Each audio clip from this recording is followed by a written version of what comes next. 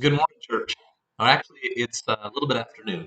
I just wanted to come in this afternoon and check in with everybody, see how you're doing. Let me just make a quick adjustment here. There we go. I was getting some echo. I just wanted to check in with everybody, see how you're doing, give you a couple of quick announcements, some updates, some things that have happened just since Sunday morning when we were streaming. I hope you're doing okay, and I'm wondering how everybody is faring with some of these new things going on. My family has been trying to play a couple more video games at night, and last week Monopoly Cheaters Edition was certainly way too long. Spoons is a popular game in our house. If you'd like a little bit of a variation on spoons, let me encourage you when you get down to two people, you hide that last spoon. Somebody else in the family hides that last spoon in the house, and then the last two people have to go running to look for it. It is possible that blood will be drawn, but it's still a great time. Even games like Clue. The family was playing Clue the other night, and Angela Joy was our champion Clue winner because everybody else guessed the wrong thing.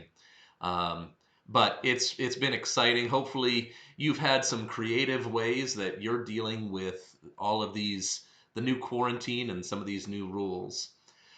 One of the things about games is there's a winner and there's a loser, and sometimes people are excited about that. Sometimes they're not. Can I just encourage you? There are no losers in what God has in store for you. God is going to do some pretty amazing things through this. I am convinced of that. I mentioned that on Sunday morning in my sermon time, that I'm convinced that God has prepared the church for such a time as this, that He's going to do something amazing. And I don't know how many of you will experience some trying times in the coming days, more so than a simple quarantine. But let me encourage you, no matter what you're facing, God is in control. God has this situation. Uh, some of you are facing the loss of jobs, the loss of income, and there's a struggle for hope right now. We serve a God who is a God of hope. And so I want to encourage you in the coming days. If you need somebody to talk to, please feel free to reach out to myself or one of the elders or one of the other staff members. We'd be happy to talk with you. If there's a need that you have, we'd love to talk with you as well. One of the needs that I mentioned on Sunday morning during my sermon time was the Christian Children's Home. And there has been a tremendous outpouring of requests of how we can be the church to help out at the Christian Children's Home. And so, one of the things that's going to be happening is right away, we're going to encourage you to begin giving to the children's home. And our outreach ministry team has already spoken, and they'd like to have a little bit of a drive for the children's home. And we recognize this is a very small thing that we can do. We're asking for everybody, if they're able, to give $10 to the Christian Children's Home to meet some of their immediate needs. And we'll have more information coming out via email and on some updates. But we just wanted to get this information out there right away. Let me just remind you, you can certainly give to the church, and we will make sure that those get out there. And I'll just fade over.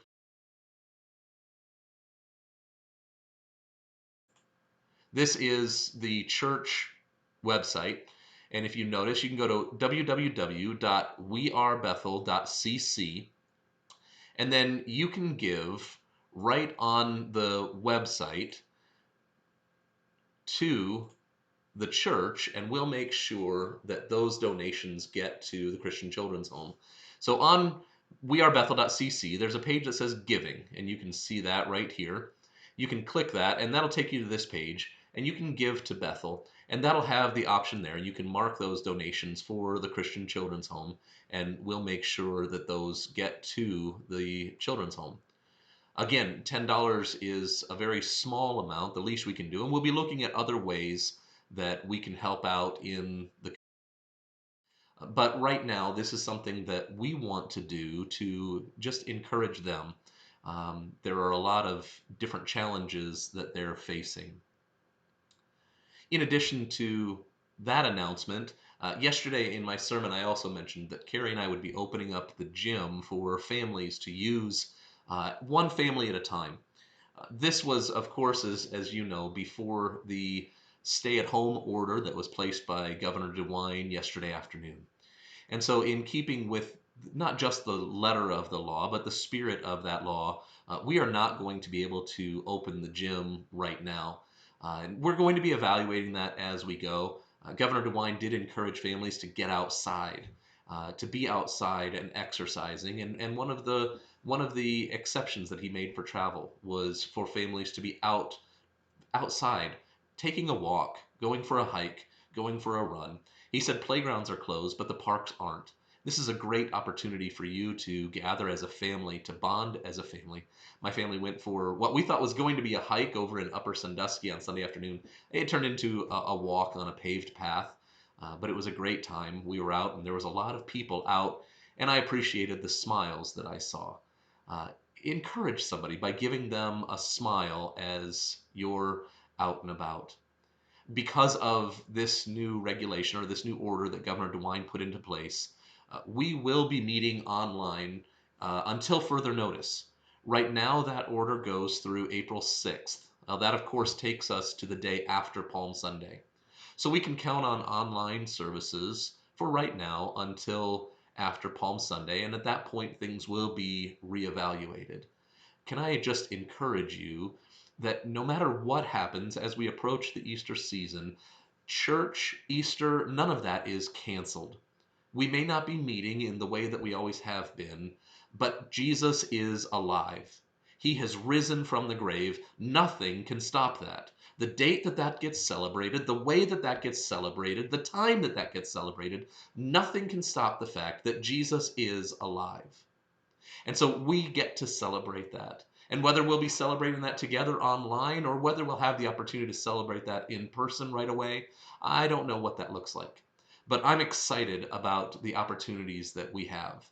I'm also excited about the opportunities that you have to share in this online service with some friends and family that might not otherwise go to church or attend church. So make sure that you're sharing these options. Later on in the week, I'm going to provide another video.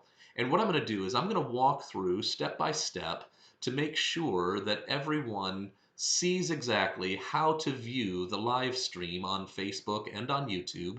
And we'll also make sure that if we're doing the playlists again this week, that we'll have a step-by-step way that you can access those playlists. We want to make sure that all of you have the opportunity to join us on Sunday morning at 10 a.m.